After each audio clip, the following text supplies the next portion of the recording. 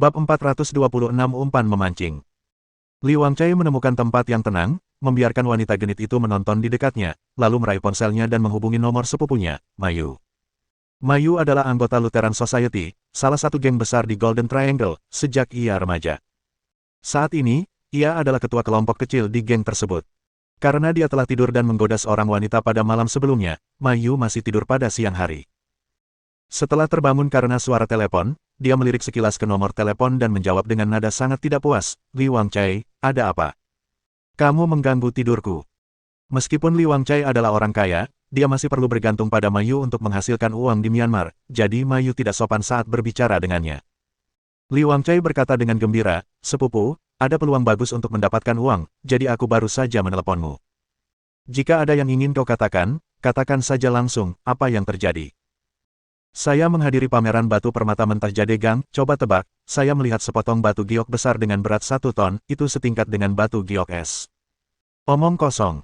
Ketika Li Wangchai mengatakan itu, Mayu langsung menyelanya. Mayu memarahinya, "Apakah menurutmu aku bodoh? Aku sudah tinggal di Myanmar selama puluhan tahun, tetapi aku belum pernah mendengar batu giok seberat 1 ton, bahkan batu permata mentah seberat itu jarang terlihat, bagaimana kamu bisa mengatakan itu, apakah kamu bercanda?" "Itu benar, dengarkan aku." Jadi, Li Wangchai menceritakan konflik antara dirinya dan Qin Haodong di pameran dari awal hingga akhirnya ia menemukan batu itu dan memperlihatkan batu giok besar di dalamnya. Akhirnya, dia berkata, "Sepupu, kamu tidak melihat kualitas batu giok itu, ada seorang pengusaha dari negara T yang menawarinya $1 miliar, tetapi dia tidak menjualnya." Demi menarik perhatian Mayu, Li Wangchai langsung melipat gandakan harga yang ditawarkan hingga 10 kali lipat. Padahal, giok itu juga bernilai sebesar itu. Mayu melompat dari tempat tidur dan berkata dengan gembira, "Apakah kamu yakin itu $1 miliar? Apakah kamu bercanda?"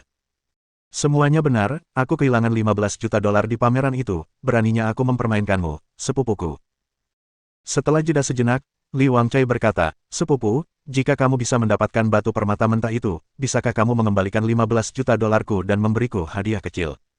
Mayu telah berada di perkumpulan Lutheran selama bertahun-tahun, jadi dia masih pintar. Dia berpikir sejenak dan berkata, "Saya tidak bisa memutuskan hal sebesar itu sendirian, datanglah menemui saya sekarang, mari kita bertemu dengan bos bersama-sama. Anda dapat yakin bahwa dengan temperamen bos, selama apa yang Anda katakan benar, keuntungan Anda akan terjamin." Dia jelas-jelas memahami nilai batu giok itu. $1 miliar adalah kekayaan yang sangat besar, yang pasti bisa membuat semua geng di Myanmar menjadi gila. Meskipun Li Wangchai berulang kali meremehkan Qin Haodong, dia tahu bahwa Qin Haodong bukanlah orang biasa, karena dia bisa mendapatkan kekayaan sebesar itu. Terlebih lagi, terlepas dari apakah Qin Haodong biasa atau tidak, ada geng giok. 3 geng besar di segitiga emas adalah geng giok, geng serigala putih, dan masyarakat Lutheran. Meskipun mereka masing-masing menghasilkan uang dengan perdagangan giok, narkoba, dan kasino, mereka pada dasarnya adalah geng. Mereka tidak akan melepaskan kekayaan sebesar itu. Jadi dia memutuskan untuk melaporkan situasi tersebut kepada Ruan Zhendong, bos dari Lutheran Society. Hanya dia yang memiliki kemampuan untuk mendapatkan harta karun itu. Setengah jam kemudian, Li Wangchai dan Mayu muncul di ruang pertemuan kecil masyarakat Lutheran. Di depan mereka duduk 4 orang, dipimpin oleh Ruan Zhendong, bos Lutheran Society. Yang lainnya adalah saudara-saudaranya, Ruan Zenan, Ruan Zensi dan Ruan Zenbei, yang merupakan wakil presiden organisasi tersebut. Mereka mengendalikan seluruh geng. Mereka juga dikenal sebagai 4 bersaudara dari keluarga Ruan. Ruan Zhendong menatap Mayu dan berkata, "Suruh sepupumu menceritakannya kembali." Dia baru saja menerima laporan terpisah dari Mayu.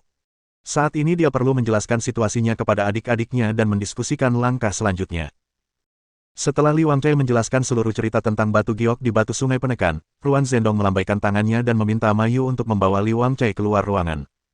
Lalu ia berkata kepada ketiga saudaranya, "Bagaimana pendapat kalian tentang hal ini?" Ruan Zenbei segera berkata, "Kakak, kita tidak bisa ragu. Aku akan segera membawa orang ke ruang pameran batu permata mentah dan mengambil batu giok itu. Barang bagus seperti itu hanya bisa menjadi milik kita." Ruan Zhendong mengerutkan kening dan berkata, "Kakak, kapan kamu bisa mengubah sifat burukmu dan memikirkan masalah dengan pikiranmu?" Ruan Zenbei tersenyum dan berkata, "Kakak, aku orang yang kasar, kalian bertiga bisa mengerjakannya sendiri, kalau kalian mau, katakan saja padaku, aku akan segera melakukannya." Ruan Zhendong tidak menjawabnya dan berbalik menatap kedua orang lainnya. Ruan Zensi berkata, "Saudaraku, kita harus mendapatkan batu giok ini, bagaimanapun, itu adalah barang bagus yang bernilai $1 miliar. Tapi sekarang benda ini ada di tangan geng Jade. Jika kita ingin merampoknya, kita harus bersiap dengan baik. Ruan Zhenbei berkata, jangan khawatir, kekuatan Jade Gang saat ini sedang sangat terpuruk, mereka bukanlah lawan bagi perkumpulan Lutheran kita.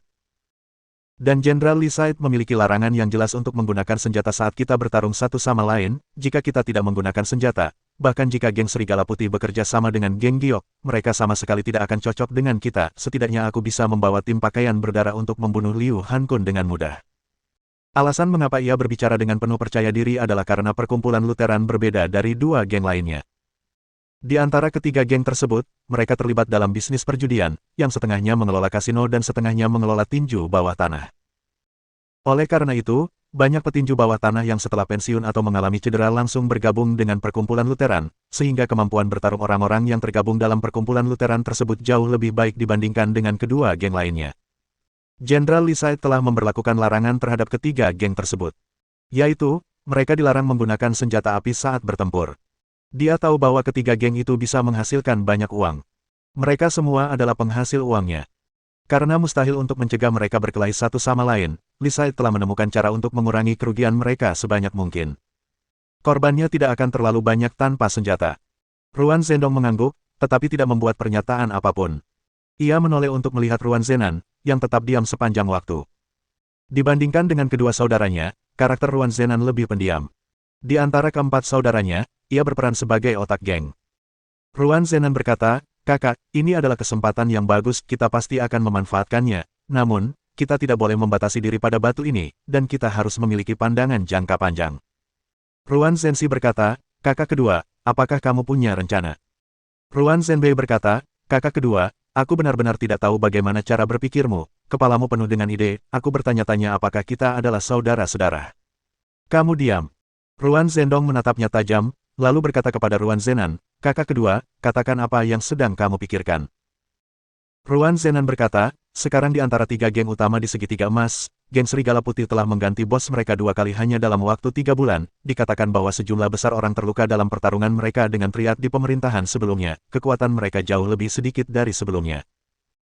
Geng Jade sangat kuat saat Zhou Tianhu menjadi bos mereka, tetapi sekarang bos mereka adalah Liu Hankun yang lama, pertarungan mereka belum lama ini telah mengurangi kekuatan mereka, sekarang masih ada beberapa orang di geng tersebut yang merupakan orang kepercayaan Zhou Tianhu, mereka tidak mendukung Liu Hankun, tetapi mereka tidak berani menunjukkannya. Dalam hal ini, bahkan jika kedua kelompok bekerja sama, mereka tidak akan menjadi lawan kita, alasan mengapa kita tidak bertarung dengan mereka sebelumnya adalah karena di satu sisi, kita tidak menemukan kesempatan yang tepat, di sisi lain, kita ingin menjaga perasaan Jenderal Li Said, namun, sekarang kesempatan itu datang. Ruan Zhenbei berkata dengan wajah bingung, apakah kita berbicara tentang batu dengan harga tinggi 1 miliar, mengapa Anda berbicara tentang geng Giok dan bagaimana kesempatan itu datang? Ruan Zhendong melotot ke arahnya lagi dan berkata, jangan banyak bicara, dengarkan baik-baik adik keduamu. Ruan Zenan berkata, pada awalnya, Jenderal Li Said membagi batas-batas 3 geng kami, batas antara kami dan geng Giok ada di sungai ini, tetapi Jenderal Li Said tidak pernah mengatakan bahwa sungai itu milik geng Giok. Sekarang, geng Giok telah menjual batu di sungai itu kepada pemuda itu. Kita dapat mengatakan bahwa mereka merampok harta kita. Karena mereka berani merampok batu kita bisa merampok pameran batu permata mentah milik geng Giok. Aku yakin mereka telah menghasilkan banyak uang hari ini, kita akan mengirim orang-orang kita untuk mengambilnya bersama batu itu nanti. Setelah itu dia tertawa muram. Itu ide yang bagus, itu ide yang bagus. Ruan Zhendong menepuk pahanya dan berteriak, tidak seorang pun menyangka bahwa batu itu akan berisi sepotong batu giok yang begitu besar, yang tidak hanya memberi kita kekayaan, tetapi juga memberi kita kesempatan untuk mencaplok geng Giok. Sekarang, geng Gioklah yang melanggar aturan terlebih dahulu. Bahkan jika kita merampok pameran batu permata mentah, Jenderal Li Said tidak dapat menyalahkan kita. Yuan Zhenxi berkata, kakak kedua benar-benar pintar, aku mengagumimu karena berpikir sejauh itu. Ruan Zhenbei berseru, jangan bicara omong kosong, karena kamu sudah punya ide, aku akan mengerjakan sisanya, aku akan membawa beberapa orang dan mengambil alih pameran batu permata mentah. Ruan Zenan berkata, kali ini, rencana ini harus menggunakan unsur kejutan, kita harus mendapatkan potensi dan mencapainya dengan satu gerakan, kamu dapat membawa 10 anggota tim pakaian berdarah ke pameran dan mengambil alih batu giok yang berharga itu. Ruan Zhenbei berjanji dan segera membawa anak buahnya keluar. Dari awal hingga akhir, keempat saudara dari keluarga Ruan hanya mempertimbangkan Gang Giok. Mereka tidak pernah mempertimbangkan pemilik Giok. Dalam pandangan mereka, Qin Haodong hanyalah seorang pengusaha biasa, yang dapat dengan mudah dibunuh dan dibuang ke sungai. Di tempat-tempat seperti Myanmar, tidak ada yang peduli. Sejak Qin Haodong memperoleh batu itu dari pameran, ia tidak lagi tertarik pada batu permata mentah lainnya. Ia tidak lagi berkeliaran, menggendong si kecil dan duduk di atas batu giok besar itu. Batu giok itu sangat ajaib. Meskipun matahari sedang terik dan suhunya tinggi, namun batu giok itu membuat orang-orang di sekitarnya merasa sangat sejuk. Lin Momo pergi ke sisi Qin Haodong dan berbisik, "Haodong, haruskah kita membawa batu giok ini kembali ke negara kita sesegera mungkin? Terlalu berbahaya untuk meninggalkannya di sini." Dia jelas tahu tentang situasi saat ini. Bahkan jika geng Jade tidak membuat masalah bagi mereka karena bos mereka, geng lain mungkin melakukannya. Mereka akan lebih baik jika mereka pergi secepat mungkin. Qin Haodong tidak peduli. Dia bermain dengan si kecil dan berkata, "Jangan terburu-buru, ini umpanku, aku belum menangkap ikan besar, bagaimana aku bisa membawanya pergi?" Bab 427 Memancing. Lin Momo tertegun dan bertanya, "Apa maksudmu, pergi memancing, jenis ikan apa?" Qin Haodong berkata, "Ada 3 geng di segitiga emas, sekarang kekuatan geng Serigala Putih dan geng Giok telah berkurang drastis, hanya Serikat Lutheran yang paling kuat, apakah menurutmu mereka akan tinggal diam?" Lin Momo berkata tanpa sadar, "Apa hubungannya dengan kita?" Qin Haodong berkata, "Tentu saja ini ada hubungannya dengan kita. Tambang giok baru kita akan segera mulai berproduksi. Jika Liu Hankun tidak dapat sepenuhnya mengendalikan situasi geng di sini, dia akan terus-menerus mendapat masalah. Mereka tidak berani mengambil saham Jenderal Li Said, tetapi mereka tidak dapat menahan diri untuk tidak mencoba mengambil bagian dari kita, geng Serigala Putih dan geng Giok. Daripada berurusan dengannya nanti, lebih baik menyelesaikan semua masalah sekarang, sekaligus." Petik 2. Lin Momo tampak mengerti dan berkata, "Maksudmu, Serikat Lutheran akan datang untuk mengambil batu giok ini? Itu tidak bisa dihindari." Qin Haodong membelai batu giok itu dan berkata, "Ini adalah hal baik yang bernilai lebih dari $1 miliar. Jika umpan yang bagus seperti itu tidak dapat menangkap ikan, maka perkumpulan Lutheran bukanlah sebuah geng." Lin Momo tiba-tiba menyadarinya. Awalnya, dia masih merasa sedikit aneh. Karena Qin Haodong tahu bahwa ada batu giok berharga di batu itu, mengapa dia memotongnya di sana? Ada pepatah yang mengatakan, "Jangan pamerkan kekayaan Anda." Begitu orang lain tahu nilai batu itu, mereka pasti akan berpikiran buruk. Cara paling aman adalah mengambilnya kembali dan memotongnya di rumah. Dia baru menyadari bahwa Qin Haodong sedang menunggu masalah, sehingga dia bisa menyelesaikannya sebelum kembali ke Huaxia. Qin Haodong memang berpikir demikian. Segitiga emas tidak terlalu besar. Ada mata-mata yang menyamar di dalam 3 geng di sana. Dia yakin bahwa perkumpulan Lutheran akan segera menerima berita. Selama mereka berani merebut batu itu, sekalipun dia tidak dapat menghancurkan lembaga Lutheran, dia akan melemahkan kekuatan mereka. Pada saat yang sama, Mao Wenlong sedang berbicara di telepon dengan Liu Hankun, di sudut pameran batu permata mentah. "Bos, setelah bertahun-tahun, tidak seorang pun mengira bahwa ada harta karun yang tersembunyi di batu sungai penekan. Menurut perkiraan awal saya, batu giok itu bernilai setidaknya $1 miliar."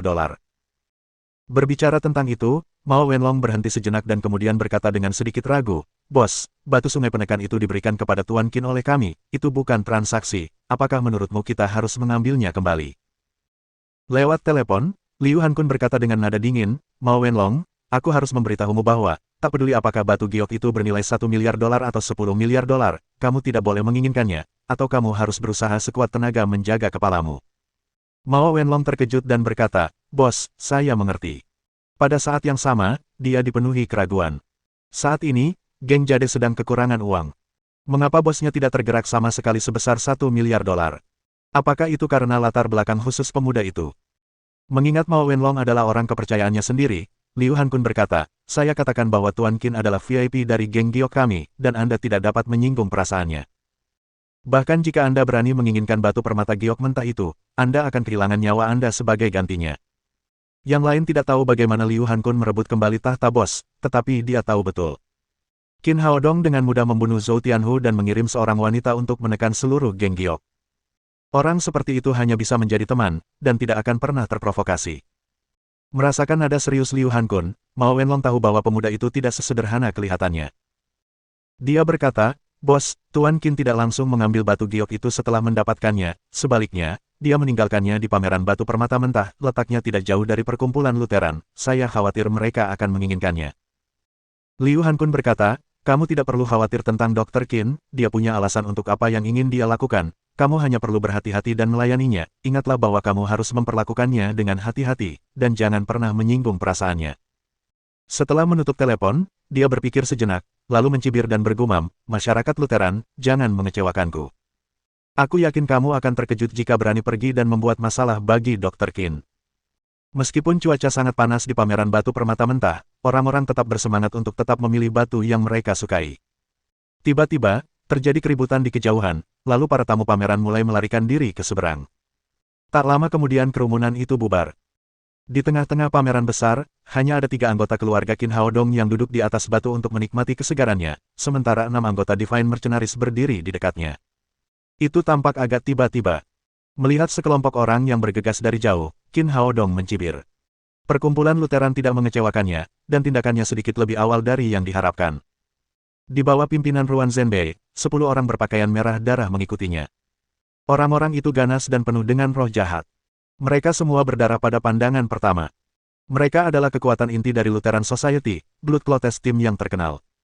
Mereka semua dipilih dari dunia tinju bawah tanah. Mereka tidak hanya terampil, tetapi juga tak kenal takut. Setelah tim pakaian berdarah, ada sekitar 40 atau 50 orang berpakaian hitam dengan berbagai macam senjata. Mereka juga pembunuh dan kejam. Di sisi pameran batu permata mentah, Gang Giok juga mengatur banyak orang untuk menjaga tempat itu. Di bawah kepemimpinan Mao Wenlong, 60 atau 70 orang segera berkumpul, dan berdiri di sana dengan senjata. Namun, setelah melihat Ruan Zhenbei dan tim berdarah di belakangnya, Mao Wenlong langsung mengerutkan kening. Dia cukup menyadari kekuatan mereka. Keterampilan semua orang setidaknya setingkat dengannya. Selain itu, mereka tidak takut mati. Pada waktu normal, perkumpulan Lutheran jarang menggunakan tim pakaian berdarah. Tanpa diduga, 10 dari mereka dikirim sekaligus hari itu. Tampaknya mereka diperlukan untuk batu giok dengan harga setinggi itu. Meskipun dia takut, Mao Wenlong tidak menunjukkan apapun di wajahnya. Dia melangkah maju 2 langkah dan berkata kepada Ruan Zhenbei, Tuan Ruan, pameran ini ada di wilayah kami, apa maksud Anda dengan melakukan ini? Ruan Zhenbei tidak menanggapi Mao Wenlong dengan serius. Dia melihat sekeliling dan melihat batu giok besar di bawah pantat Qin Haodong. Di bawah sinar matahari, selusin jendela di batu giok bersinar, yang membuatnya bersemangat. Itu hal yang bagus. Ruan Zhenbei adalah orang yang kasar, tetapi dia juga tahu bahwa batu giok itu sangat berharga. Dia menoleh ke Mao Wenlong dan berseru, Geng Giokmu berani sekali, beraninya kau merampok sesuatu dari perkumpulan Lutheran. Mao Wenlong berkata dengan nada dingin, Tuan Ruan, apa maksud Anda? Kami selalu berjalan dengan cara kami sendiri, kapan kami merampok sesuatu dari perkumpulan Lutheran Anda? Itu buktinya. Ruan Zhenbei menunjuk batu giok di bawah pantat Qin Haodong dan berkata, Jenderal Li Said berkata dengan jelas bahwa sisi sungai ini adalah wilayah Geng Giok. Tetapi sungai ini milik kita, batu sungai penekan di dalamnya juga milik kita, bagaimana bisa kau mengambilnya dan memberikannya kepada orang lain, itu perampokan biasa. Mao Wenlong tahu bahwa orang-orang itu mengincar batu giok itu, tetapi dia tetap membela diri. Ruan Zhenbei, itu tidak benar, meskipun Jenderal Li Said mengatakan bahwa kita harus membatasi perbatasan di seberang sungai, dia tidak mengatakan bahwa sungai itu milikmu, dan batu sungai penekan itu bukan milikmu. Ruan Zhenbei berteriak dengan suara kasar, omong kosong, aku bilang itu milik kita, jadi itu pasti milik kita, sekarang kamu telah merampok kami, kamu tidak hanya harus mengambil batu giok ini dan mengembalikannya kepada kami, tetapi juga menyerahkan pameran batu permata mentah sebagai kompensasi. Mao Wenlong menatap dan berkata dengan marah, Ruan Zhenbei, apakah kamu ingin merampok kami secara terbuka? Ruan Zhenbei tertawa dan berkata, terserahlah karena kamu bisa merampok batu kami juga bisa merampok pameran batu permata mentahmu, di dunia ini, ikan besar memangsa ikan kecil. Ketika Mao Wenlong hendak mengatakan sesuatu, dia merasa ada yang menepuk bahunya. Saat menoleh, dia melihat Qin Haodong berdiri di sampingnya, menggendong si kecil. Jangan bicara omong kosong dengan mereka, orang-orang ini datang ke sini untuk merampok, tidak ada gunanya bicara terlalu banyak. Dia melangkah maju 2 langkah, mendekati Ruan Zhenbei. Dia tersenyum dan berkata, kamu bilang ikan besar memakan ikan kecil. Ruan Zhenbei tidak memperhatikan Qin Haodong sebelumnya. Saat itu, melihat Qin Haodong mengambil inisiatif untuk mendekatinya, dia tampak muram dan berkata, aku sudah mengatakannya, ada apa denganmu, nak, jika kamu tahu situasinya, kamu harus memberikan batu giok itu kepadaku, aku bisa mengampuni nyawamu jika aku senang. Kau menginginkan giok itu, tentu, tapi tinjumu harus cukup kuat. Qin Haodong mengulurkan tangannya untuk mengangkat tinjunya dan melihatnya. Dia mengangguk puas dan berkata dengan santai, namun, kurasa tinjuku lebih kuat, jadi kalian harus mengambil semua uang dari kantong kalian dan keluar dari sini. Engah. Ruan Zhenbei sangat terkejut hingga tidak bisa berkata apa-apa. Mereka pergi ke sana untuk merampok Qin Haodong. Namun, Qin Haodong memintanya untuk mengambil uang mereka. Apakah Qin Haodong orang gila? Anggota tim pakaian berdarah di belakangnya juga menunjukkan tatapan mata yang tajam dan menggenggam erat pedang lebar di tangan mereka. Begitu Ruan Zhenbei memberi perintah, mereka akan segera memotong Qin Haodong menjadi beberapa bagian. Mao Wenlong tampaknya merasakan ketegangan di atmosfer. Ia berbisik di telinga Qin Haodong, "Tuan Qin, orang-orang berbaju merah itu sangat kuat, Anda harus berhati-hati." Qin Haodong sama sekali tidak bermaksud merendahkan suaranya. Dia melirik ke 10 anggota tim berpakaian berdarah dan bercanda, "Mengapa mereka kuat? Apakah itu hanya karena mereka berpakaian merah? Apakah mereka ingin menakut-nakuti orang setelah kematian mereka? Secara umum, bahkan jika mereka menjadi hantu, hantu wanita berpakaian merah lebih kuat dari mereka." Dengan baik, Mao Wenlong ingin mengatakan sesuatu yang lain, tetapi memikirkan pujian Liu Hankun untuk Qin Haodong, dia akhirnya menahan diri untuk tidak berbicara. Dia juga ingin melihat apa yang bisa dilakukan pemuda itu. Melihat Qin Haodong di depannya berani memprovokasi dia tanpa henti, Ruan Zhenbei mengubah wajahnya. Dia melambaikan tangannya dan berkata, "Tebas dia." Begitu dia berkata demikian, seorang pria besar bergegas keluar dari tim pakaian berdarah dan menebas ke arah Qin Haodong dengan pisau besar di tangannya. Dulu, orang-orang takut melihat tim berdarah, tetapi orang yang tidak menghargai hidupnya itu berani membandingkan mereka dengan hantu wanita. Pria besar itu marah. Tentu saja, dia tidak menunjukkan belas kasihan dan langsung menebas leher Qin Haodong. Qin Haodong melirik pria berbaju merah dan mengabaikannya. Mao Wenlong terkejut. Dia tahu betapa kuatnya tim berdarah. Saat ini, pemuda itu menggendong seorang anak untuk menghadapi anggota tim berdarah, dan dia masih bersikap santai. Apakah dia ingin mati? Tepat saat dia hendak menolong Qin Haodong, tiba-tiba sebuah sosok melintas, seorang pria berdiri di depan Qin Haodong. Kemudian pria berbaju merah itu berteriak keras, dan terbang lebih dari 10 meter di udara. Dia bahkan mulai memuntahkan darah saat berada di udara. Darahnya meninggalkan noda pada pakaian merahnya, yang membuatnya terlihat sangat aneh dan mempesona. Bab 428 seorang pria lebih memilih kematian daripada penghinaan. Sabarlah yang melakukannya. Dia hanya menggunakan tinju biasa dan menghajar pria besar berbaju merah itu. Meskipun tim pakaian berdarah terlihat buruk di mata orang lain, mereka bahkan tidak memiliki kualifikasi untuk membiarkan Qin Haodong bertarung bersama mereka. Seluruh penonton terkejut. Pihak Mao Wenlong atau pihak Ruan Zhenbei, semuanya tercengang oleh serangan sabar. Tidak seorang pun menyangka bahwa anggota tim berdarah, yang selalu garang, dapat dikalahkan hanya dengan satu pukulan. Melihat lelaki besar yang masih memuntahkan darah, lelaki kecil itu menepukkan tangannya dan berseru, "Bodoh, dasar bodoh." Qin Haodong menatap Ruan Zhenbei yang memasang ekspresi datar dan berkata sambil tersenyum, "Bagaimana, aku bilang tinjuku lebih kuat, apa kau percaya sekarang? Hanya seorang master yang tidak berguna, aku punya banyak orang di pihakku."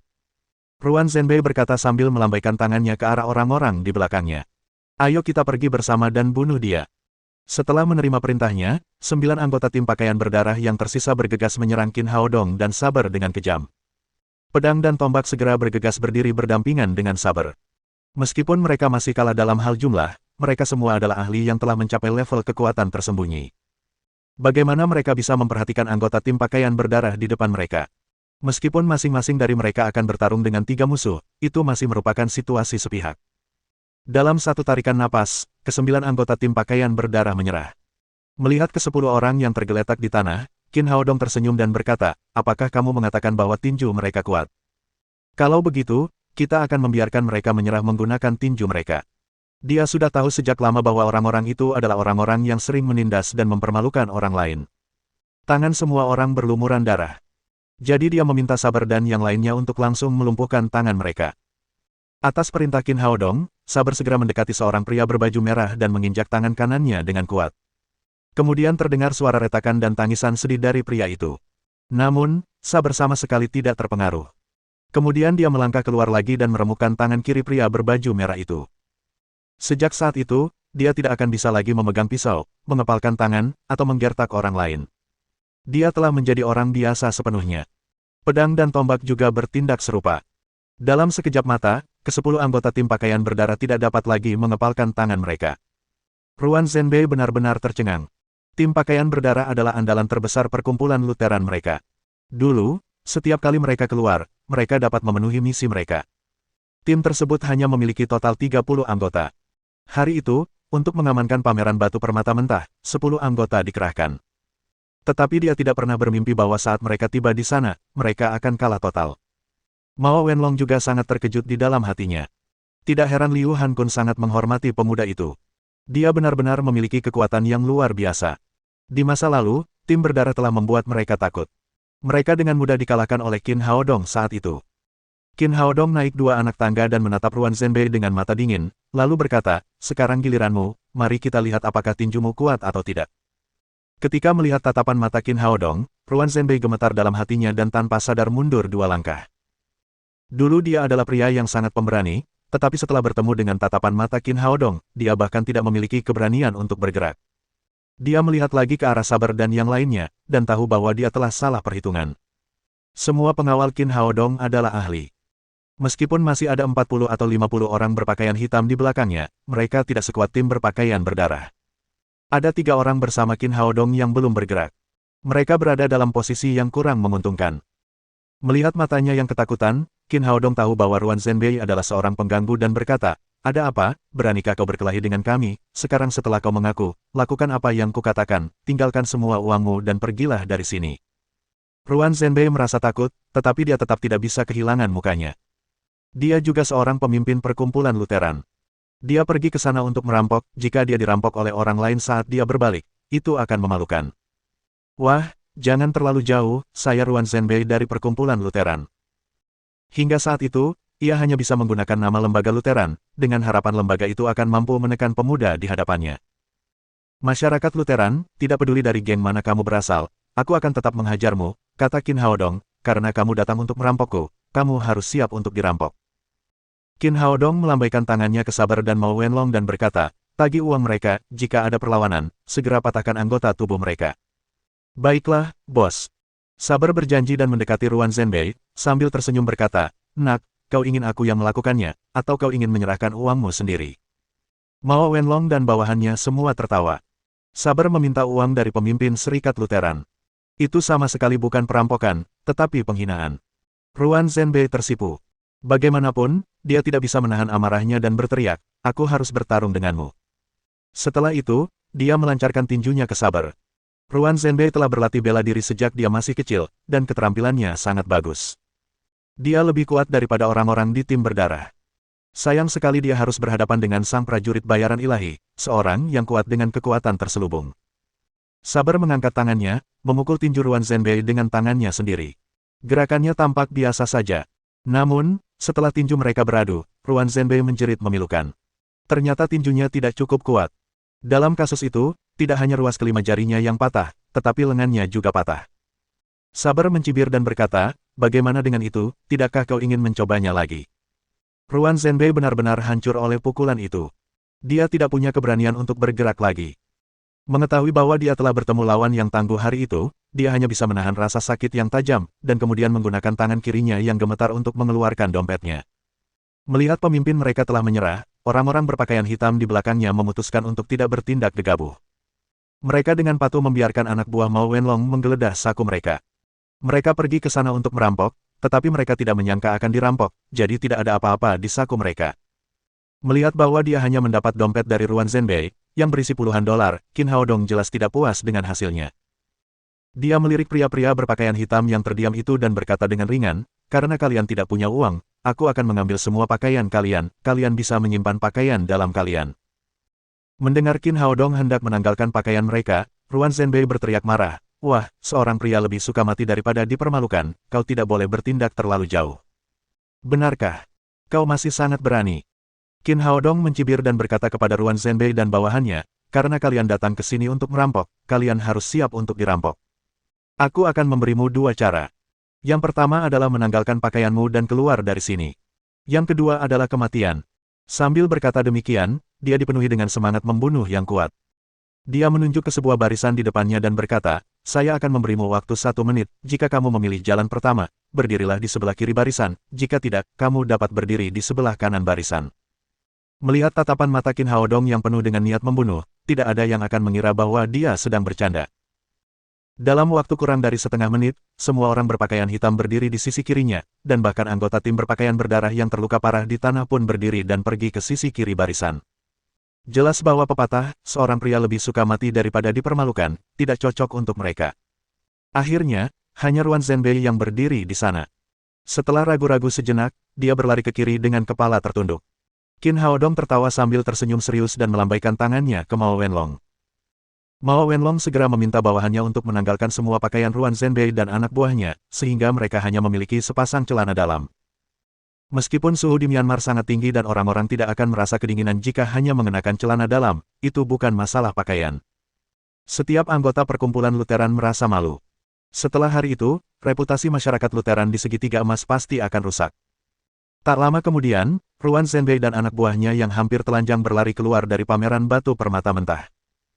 Ketika mereka tiba, hampir semua orang mengira mereka akan meraup untung besar, tak seorang pun menyangka akan dirampok, dan hanya kembali dengan membawa celana dalam. Sejak orang-orang dari Lutheran Society diusir, pameran batu permata mentah kembali normal. Para tamu asli tidak benar-benar pergi, tetapi bersembunyi jauh untuk menyaksikan perkelahian. Setelah melihat situasi kembali normal, mereka kembali. Hati Mao Wenlong sangat gembira. Dia telah berjuang melawan Serikat Lutheran begitu lama, dan dia selalu berada dalam posisi yang tidak menguntungkan. Dia tidak pernah sebahagia ini. Dia pergi ke Qin Haodong dan berkata dengan hormat, "Tuan Qin, apa yang harus saya lakukan dengan pakaian ini?" Penghormatannya sebelumnya hanya sebatas dangkal karena perintah Liu Hankun, sedangkan penghormatannya kali ini benar-benar datang dari hati, sadar bahwa pemuda seperti itu benar-benar sosok yang patut dikagumi. Lakukan apapun yang kamu suka. Tujuan Qin Haodong adalah untuk melawan momentum masyarakat Lutheran. Karena tujuannya telah tercapai, pakaian-pakaian itu tidak berguna. Dia berkata, "Carikan truk dan gunakan untuk mengirim batu giok ini ke Huaxia untukku." Mao Wenlong kini mengerti maksud Qin Haodong untuk tidak membawa batu itu. Tujuannya adalah untuk memancing keluar perkumpulan Lutheran. Dia berkata, "Jangan khawatir, Tuan Qin, saya akan mengirim lebih banyak orang untuk menjaganya dengan aman." Qin Haodong berkata, "Anda hanya perlu mengirim sopir." Mao Wenlong tercengang dan berkata, "Tuan Qin, ini tidak baik, Myanmar tidak damai, sekarang banyak orang menginginkan batu giok ini, mudah dirampok jika tidak dilindungi dengan baik." Qin Haodong menggelengkan kepalanya dan berkata, "Tidak masalah, suruh supirmu segera lari kalau ada bahaya, dia tidak boleh kehilangan nyawanya hanya karena batu ini." Tuan Qin, apakah Anda bercanda?" Mao Wenlong benar-benar tercengang. Ia merasa IQ-nya tidak dapat mengimbangi pemuda di depannya. Jika ia tidak melihat apa yang baru saja terjadi, ia akan mengira Qin Haodong adalah orang gila. Dari menyelamatkan batu sungai penekan hingga mengalahkan masyarakat Lutheran, ia menunjukkan kebijaksanaan yang unik. Qin Haodong bukan orang bodoh. Pikirannya tidak mampu mengimbangi Qin Haodong. Qin Haodong berkata, "Tentu saja, ini bukan lelucon. Lakukan saja apa yang aku katakan." "Baiklah, saya akan segera mengaturnya." Mao Wenlong berjanji dan meminta seseorang untuk mengemudikan truk, memuat batu giok senilai sekitar $1 miliar ke dalam truk. Kemudian dia mengemasnya sesuai dengan perintah Qin Haodong. Qin Haodong dan yang lainnya tidak tinggal di sana lagi. Mereka meninggalkan pameran batu permata mentah bersama truknya. Setelah meninggalkan pameran, Qin Haodong meminta sabar untuk mengirim $10.000 dan beberapa bungkus rokok kepada pengemudi truk, dan kemudian dia pergi. Melihat bagian belakang truk, Lin Momo bertanya dengan ragu, "Haodong, apakah itu baik-baik saja? Apakah akan dirampok?" Qin Haodong berkata sambil tersenyum, "Tentu saja, perkumpulan Lutheran pasti akan datang untuk merampoknya." Bab 429 Cincin Tinju Hitam. Lin Momo tidak mengerti mengapa Qin Haodong berinisiatif membiarkan orang lain mengambil batu giok yang begitu berharga. Dia bertanya dengan heran, "Apa yang terjadi?" Qin Haodong tersenyum dan berkata, "Jangan khawatir, aku baru saja meletakkan batu giok itu ke dalam cincin penyimpanan, yang ada di bawah kanvas sekarang hanyalah batu biasa yang besar, siapapun yang menginginkannya dapat pergi dan mengambilnya." Pada saat itu si kecil berkata, "Papa, kita mau kemana sekarang?" Qin Haodong berkata, "Ayo makan makanan lezat, lalu kita akan pergi ke tempat yang menyenangkan malam ini." Di markas besar perkumpulan Lutheran, Ruan Zhendong tidak dapat mempercayai matanya ketika melihat bahwa Ruan Zhengbei, yang hanya mengenakan sepotong pakaian dalam, dan beberapa lusin anak buahnya adalah satu-satunya yang tersisa. Setelah sekian tahun, kapan perkumpulan Lutheran mengalami kerugian sebesar itu? Itu sangat memalukan. Terlebih lagi, bukan hanya penghinaan. Ruan Zhengbei telah kehilangan tangan kanannya, sementara ke-10 anggota tim pakaian berdarah menjadi tidak berguna. Hal itu telah membuat kekuatan Serikat Lutheran mengalami kerugian besar. Situasi seperti itu sangat mengubah ekspresi Ruan Zhenan yang selalu tenang dan kalem. Dia bertanya, "Kakak keempat, apa yang terjadi?" Dalam pandangannya, karena Lutheran Society telah mengerahkan begitu banyak elit untuk menghancurkan pameran batu permata mentah di bawah Jadegang, mustahil mengalami kekalahan seperti itu. Kakak kedua, kalian harus membalaskan dendamku, anak itu benar-benar pengganggu. Ruan Zhenbei saat ini tidak lagi memiliki citra tangguh seperti dulu. Saat berbicara, dia menangis terseduh-seduh hingga ingus keluar dari hidungnya. Tidak heran hatinya hampir hancur. Mengandalkan kekuatan perkumpulan Lutheran, dia tidak pernah mengalami kerugian apapun selama bertahun-tahun. Tidak hanya lengannya yang hancur, ia juga ditelanjangi hingga hanya tersisa celana dalamnya. Peristiwa itu tidak hanya menghancurkan jiwanya, tetapi juga menghancurkan psikologisnya. Sungguh sulit baginya untuk menanggungnya. Mendengar itu, wajah Ruan Zhendong tampak muram seperti meneteskan air. Ia melambaikan tangannya dan berkata, suruh seseorang segera pergi dan mencari dokter terbaik untuk mengobati saudara-saudara kita yang terluka. Ruan Zhenbei dibawa pergi. Ruan Zhendong melirik Ruan Zhengnan dan Ruan Zhenxi dan berkata dengan dingin, setelah perkumpulan Lutheran kita menjadi satu dari 3 geng segitiga emas, kita tidak pernah mengalami kerugian sebesar ini. Jika kita tidak mendapatkan kembali tempat kita, saya khawatir di masa depan, kita akan menjadi bahan tertawaan seluruh Burma. Ruan Zhenan berkata, saya yang harus disalahkan atas hal ini. Kami hanya mempertimbangkan geng Giok dan tidak menyangka orang yang membeli batu sungai tertekan itu begitu kuat. Ruan Zhenxi berkata dengan marah, memangnya kenapa kalau dia kuat, dia bukan anggota dari 3 geng utama di segitiga emas, nanti, aku akan membawa puluhan orang bersenjata untuk membunuhnya, tidak peduli seberapa kuat dia, bagaimana dia bisa lebih kuat dari senjata. Menurut pandangannya, masyarakat Lutheran sangat menderita karena mereka tidak membawa senjata apapun. Ruan Zhenan berkata, jangan khawatir, hanya dengan mengenal diri sendiri dan musuh, Anda dapat memenangkan 100 pertempuran. Kali ini, kita harus mencari tahu detail orang itu dan mencari tahu apakah dia memiliki kekuatan tersembunyi lainnya, kemudian, kita akan bergerak.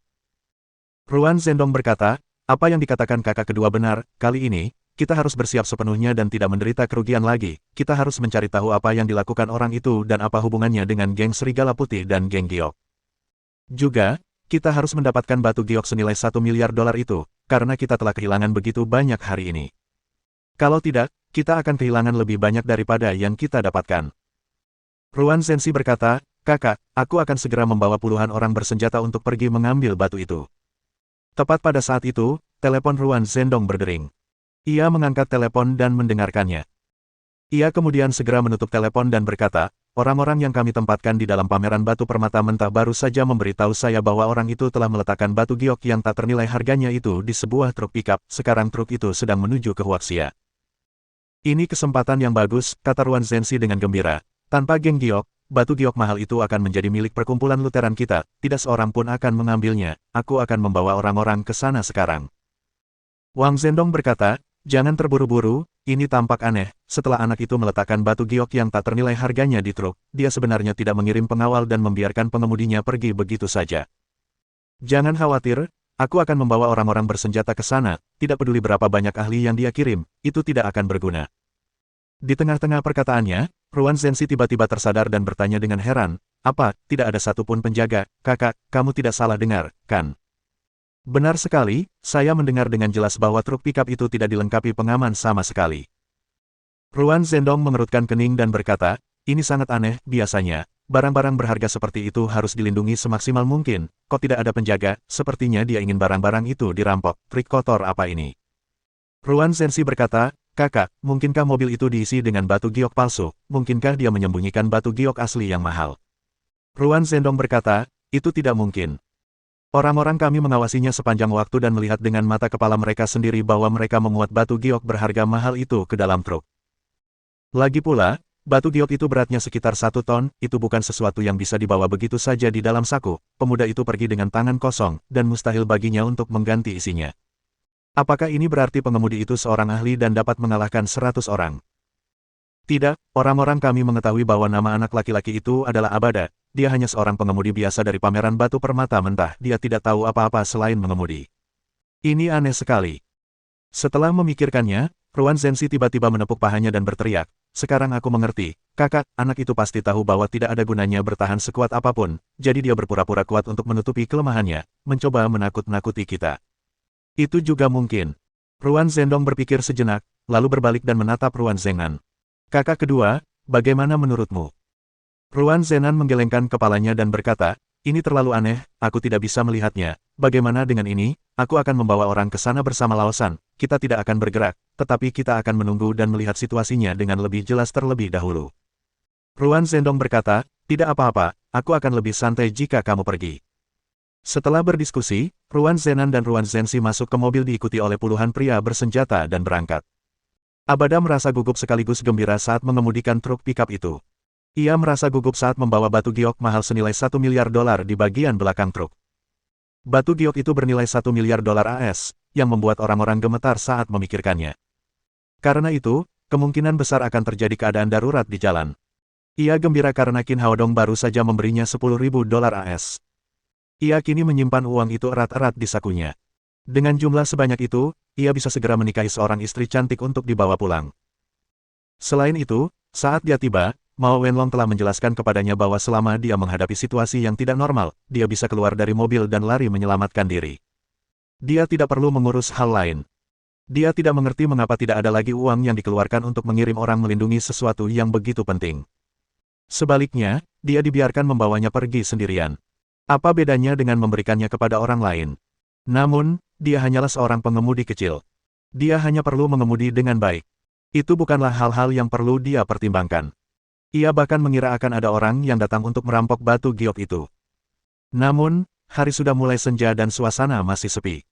Meski beberapa mobil sesekali lewat, tidak ada yang bergerak. Setelah berkendara selama 1 jam penuh, langit berubah gelap total. Tidak ada lampu jalan di jalan, dan daerah sekitarnya begitu gelap sehingga menakutkan. Tepat pada saat itu, Abada tiba-tiba menemukan sebuah mobil terparkir di seberang jalan, dengan 4 hingga 5 orang berdiri di depannya. Masing-masing dari mereka memegang AK di tangan mereka. Sialan, ini dia. Begitu dia melihat situasi itu, dia yakin bahwa mereka ada di sana untuk merampok batu giok berharga tinggi itu. Abada menginjak rem, membuka pintu, lalu keluar dari truk dan berlari.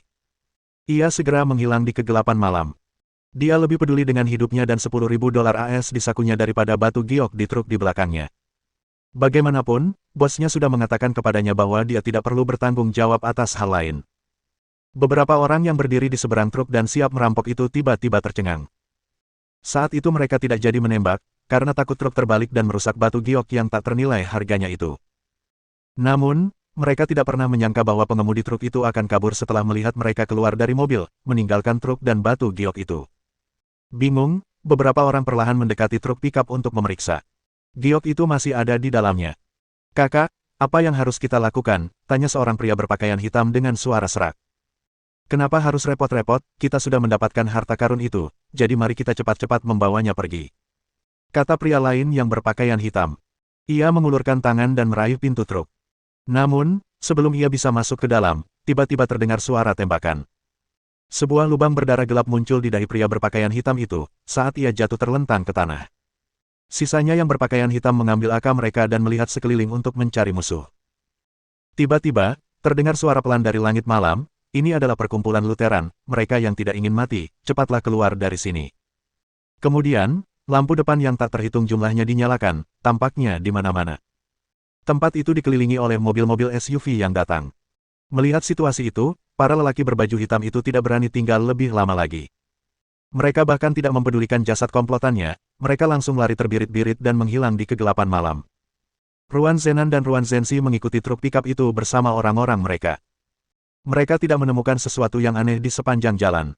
Melihat bahwa batu giok berharga mahal itu akan dirampok oleh pencuri kecil, mereka pun bergerak. Menendang tubuh yang tergeletak di tanah, Ruan Zenzi berkata, "Kakak kedua, ini terlalu mudah."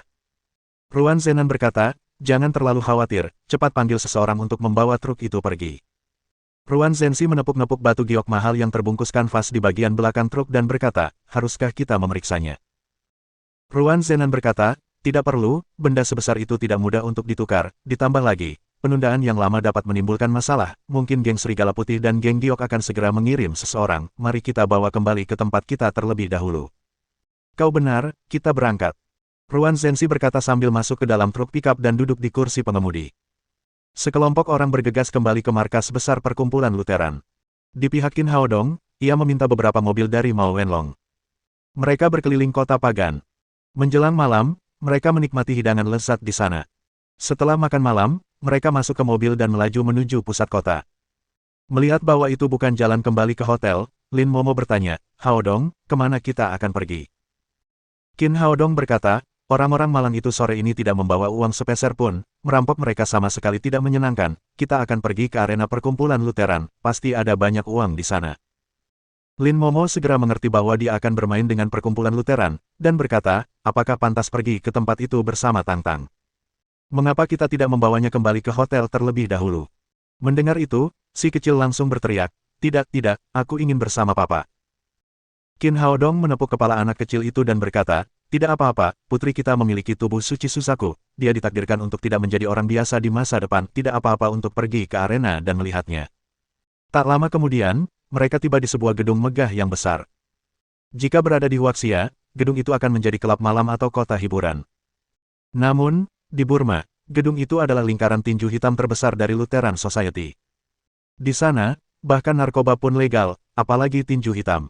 Karena itu, setiap malam tempat itu dipenuhi orang-orang kaya yang mencari kesenangan. Bab 430 Ayam Lemah Pemula. Nama arena itu cukup kuat. Arena itu disebut Blood Peak. Dekorasinya sangat mewah, dan orang-orang yang pergi ke sana untuk menonton pertandingan tinju hitam semuanya adalah orang-orang kaya. Tempat parkir di seberang arena itu sudah dipenuhi dengan berbagai jenis mobil mewah. Di pintu masuk arena, tamu-tamu dari berbagai warna kulit dan bahasa berdatangan satu demi satu. Mereka adalah orang-orang kaya dari seluruh dunia, dan mereka ada di sana untuk mengejar kegembiraan. Begitu Qin Haodong dan yang lainnya masuk melalui pintu, seorang pelayan muda yang cantik menyambut mereka. Tidak seperti tempat lain, semua pelayan di sana hanya mengenakan bikini yang terbuka, memberikan pemandangan panorama sosok mereka yang menonjol, kaki putih salju yang panjang, dan puncak gunung yang sedikit bergetar. Para pria tidak bisa tidak melihat. Pelayan yang mengenakan bikini berkata dengan antusias, Tuan, saya pelayan ke-39 di tempat ini, saya akan melayani Anda, apakah ini pertama kalinya Anda datang ke tempat kami? Saat berbicara, dia mengedipkan mata pada Qin Haodong. Orang-orang yang pergi ke sana untuk menonton pertandingan tinju hitam semuanya adalah orang kaya. Pemuda itu sangat mengesankan, jadi dia pastilah generasi kedua yang kaya dari suatu keluarga besar. Sayang sekali ada seorang wanita cantik dan seorang gadis kecil di sebelahnya, jadi dia tampak sudah menikah. Namun hal itu tidak memengaruhi antusiasmenya. Selama dia bisa membuat orang itu bahagia, dia akan mendapat tip yang besar. Qin Haodong mengangguk dalam hatinya. Tidak heran bisnis di sana begitu bagus. Layanan dari gadis-gadis yang mengenakan bikini juga menjadi fitur utama. Uang dan wanita selalu mampu membangkitkan hasrat pria, dan itu sudah cukup bagi pria manapun untuk tidak mau pergi. Dia berkata, ini pertama kalinya saya ke sini, apakah Anda masih punya tempat terbaik yang tersedia? Pelayan itu berkata, Tuan, Anda datang tepat waktu, masih ada kursi VIP yang tersedia, tetapi taruhan minimumnya adalah $100.000 AS, apakah Anda membutuhkannya? $100.000. Qin Haodong tersenyum. Itu dia, atur untukku. Baiklah, Tuan, silakan ikuti saya. Pelayan itu diam-diam senang karena hari itu dia benar-benar bertemu dengan tamu penting. Tampaknya dia akan bisa menghasilkan banyak uang. Begitu memasuki ring, terjadi kegaduhan. Ada tepuk tangan, umpatan, dan sorak-sorai. Di sini sangat ramai. Lin Momo tidak dapat menahan diri untuk tidak mendesah. Meskipun dia hanya dapat mendengar suara itu sudah cukup untuk menyadari betapa gembiranya para tamu. Pelayan membawa mereka ke barisan depan kursi VIP. Tidak seperti kursi keras di belakang, kursi itu dihiasi dengan sofa kulit lebar, dan piring buah berisi minuman di depannya. Setelah meminta Qin Haodong dan yang lainnya untuk duduk, pelayan itu membawa iPad. Dia berkata sambil menunjuk peluang yang ditampilkan di layar, Tuan, ini adalah situs ring kami, informasi pribadi dan peluang kontestan semuanya ada di sana, Anda dapat memasang taruhan dengan menggesek kartu Anda setelah memilih. Ini pertama kalinya kau mengunjungi kami, jika kau butuh, aku bisa memberimu beberapa informasi tentang petinju. Setelah mengatakan itu, dia menatap Qin Haodong dengan penuh harap. Jika tamu itu memasang taruhan pada petarung yang direkomendasikannya, dia akan mendapat komisi yang bagus. Qin Haodong melambaikan tangannya. Sabar segera menyelipkan beberapa lembar uang dolar AS ke tangan pelayan. Ia kemudian tersenyum dan berkata, tidak perlu, ada perkenalan di layar, dan aku selalu beruntung, aku bisa menang dengan memilih siapa saja. Qin Haodong melihat-lihat iPad beberapa kali. Kemudian dia menunjuk avatar seorang petinju dan berkata, saya akan memilihnya dan bertaruh $1 juta AS. Dia tidak bertaruh terlalu banyak. Jika dia memasukkan semua uangnya sekaligus, dia takut bangkrut sebelum permainan dimulai. Karena itu, dia hanya bertaruh $1 juta.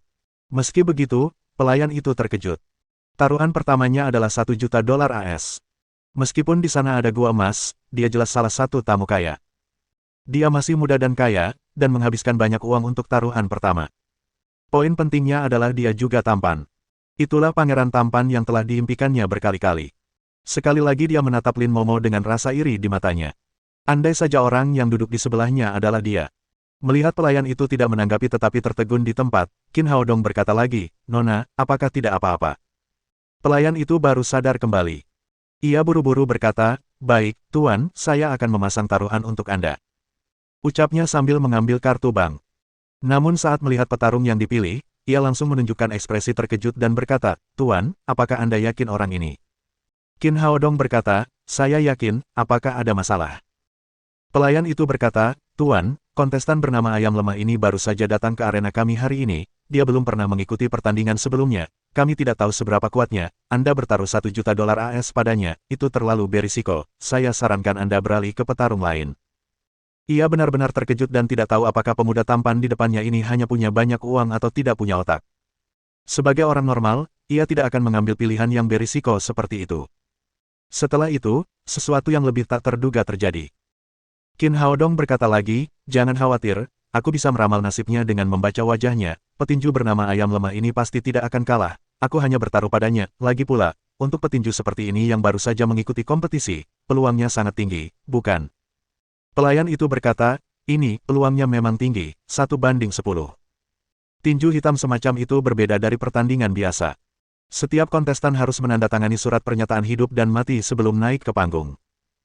99% pemain yang kalah sudah meninggal atau cacat, dan orang-orang yang tidak memiliki keterampilan nyata sama sekali tidak berani bertarung di panggung itu. Karena itu, bahkan untuk petinju baru, kasino tidak berani menawarkan peluang yang terlalu tinggi. Peluang tertinggi adalah pukul 1:10. Setelah mendengar itu, Qin Haodong langsung berteriak, "Dialah orangnya, cepat beri taruhan untukku." Pelayan itu berkata, "Tuan, apakah Anda ingin memikirkannya lagi? Jika Anda benar-benar kalah, $1 juta AS itu akan hilang." Meskipun peluang kalah 10/1 memang tinggi, namun di matanya, mustahil bagi Qin Haodong untuk mendapatkan kembali $10 juta AS. Di satu sisi ada seorang pemula tanpa pengalaman, dan di sisi lain ada seorang petarung tua yang kuat. Siapapun yang punya sedikit otak akan tahu bagaimana memilih. "Aku akan memilihnya, cepat gesek kartuku," kata Qin Haodong dengan tegas. Pelayan itu mendesah pelan. Karena tamu itu bersikeras, dia tidak bisa berkata apa-apa lagi. Bukan uangnya yang akan hilang, tetapi dengan begitu, dia tidak akan bisa mendapatkan tip. Dia mengambil kartu bank dan dengan cekatan menempatkan $1 juta AS pada pemain Ayam Lemah. "Tuan, kompetisi ini akan dimulai 10 menit lagi, semoga berhasil." Qin Haodong mengangguk, lalu menoleh dan melihat ke tengah ring. Meskipun itu adalah ring tinju hitam, skala konstruksinya tidak lebih kecil dari ring tinju biasa yang terlihat di TV.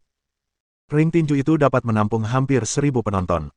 Perbedaannya adalah sangkar besi yang sangat besar di tengah ring, dan jeruji baja sangkar itu setebal lengan anak-anak. Kelihatannya sangat kokoh. Dalam pertandingan tinju hitam, hanya satu peserta yang bisa tetap berdiri. Kandang besi itu baru bisa dibuka setelah wasit mengumumkan hasil pertandingan. Pemandangan seperti itu tentu saja sangat merangsang indera para tamu. Tak lama kemudian, di akhir pertandingan yang berlangsung di atas ring, leher kontestan yang kalah langsung dipatahkan oleh pihak lawan. Kandang besi dibuka dan dua orang anggota staf naik dan membawa mayat itu turun, sementara sorak-sorai dan umpatan amarah menggema di tempat tersebut. Tentu saja, mereka yang bersorak adalah para penjudi yang bertaruh pada pemenangnya, sedangkan mereka yang berteriak marah adalah para tamu yang bertaruh pada orang yang sudah meninggal. Itulah aturan arena tinju hitam. Pemenangnya menang. Orang-orang selalu memberi tepuk tangan dan sorak-sorai kepada pemenang, dan tidak ada simpati bagi yang tewas, yang ada hanya meludah dan mengumpat. Setelah satu pertandingan, bagian depan arena dibersihkan sebentar. Pertandingan berikutnya segera dimulai, dan informasi untuk para petarung di kedua sisi pertandingan ditampilkan di layar besar. Di satu sisi ada seorang petinju dengan tingkat kemenangan 90%, dengan nama Sandy Crippled Wolf. Orang itu tingginya sekitar 1,85 meter, dia punya otot yang kuat dan mata yang haus darah. Konon, cara yang dilakukan Crippled Wolf begitu kejam hingga tak ada satupun petarung yang dikalahkannya akan selamat. Karena itu, sorak-sorai terdengar di bagian belakang tempat begitu namanya dipajang. Banyak penjudi yang sudah dikenal bertaruh padanya, tetapi sangat jarang orang seperti Qin Haodong yang menghabiskan jutaan dolar. Crippled Wolf melepaskan jubahnya dan mengulurkan tangannya yang besar dan berbulu. Ia menggaruk dada seorang gadis berbikini di dekatnya, lalu melompat ke atas ring, melangkah ke dalam kandang dengan sangat angkuh ke arah petinju yang berada di luar panggung. Lawannya adalah pendatang baru yang bernama Wick Chicken. Begitu namanya diumumkan, terdengar tawa di arena. Secara umum, bahkan petinju baru akan memberi diri mereka nama yang mendominasi dan menggema. Itu dapat meningkatkan kepercayaan diri mereka. Tidak seorang pun pernah melihat seseorang memberi nama kode pada diri mereka sendiri ayam lemah. Pria bernama Wick Chicken itu berusia sekitar 30 tahun dengan penampilan dan perawakan biasa saja. Ditambah dengan nama sandi yang lucu, tidak diragukan lagi tidak ada yang akan meliriknya. Taruhannya sepihak pada Crippled Wolf. Qin Haodong sendiri telah bertaruh $1 juta pada Wick Chicken. Layar besar di atas ring menunjukkan perubahan angka dan peluang secara langsung. Ketika semua orang melihat $1 juta AS atas nama Wick Chicken, semua orang menjadi bersemangat. Dalam pandangan mereka, orang itu tidak ada bedanya dengan orang bodoh. Taruhan $1 juta pada pendatang baru yang sangat lemah hampir seperti mengirimkan uang kepada mereka. Melihat taruhan tersebut, Crippled Wolf sangat gembira. Ia telah mengikuti banyak kompetisi tinju hitam. Jarang sekali ada investor yang bertaruh $1 juta seperti itu sekaligus. Selama ia memenangkan pertandingan hari itu, uang hadiahnya akan berlipat ganda. Dia tertawa terbahak-bahak lagi dan berteriak ke arah lawannya yang keluar panggung, "Ayam lemah, cepat ke sini dan biarkan aku memenggal kepalamu." Dia tidak menanggapi lawannya dengan serius karena tatapan matanya penuh dengan penghinaan. Tidak ada reaksi di wajah si ayam lemah, seolah-olah dia tidak melihat provokasi dari serigala cacat. Dia menundukkan matanya dan berjalan menuju ring selangkah demi selangkah. Dia berjalan sangat lambat, tanpa aura apapun. Dia benar-benar kebalikan dari Crippled Wolf yang melompat ke dalam ring. Penampilan seperti itu mengundang cemoohan dari para tamu di tempat tersebut. Banyak orang yang menatap sinis ke arah Qin Haodong. Qin Haodong tampaknya tidak menyadarinya, saat ia menyerang piring buah di depannya dengan si kecil. Namun, Lin Momo terkejut saat melihat penampilan si ayam lemah. "Haodong, mengapa pria itu sangat mirip dengan kakak Fugui?" Sambil memakan pisang, Qin Haodong berkata, "Dia bukan orang yang mirip. Dia adalah Chen Fugui." Benar sekali.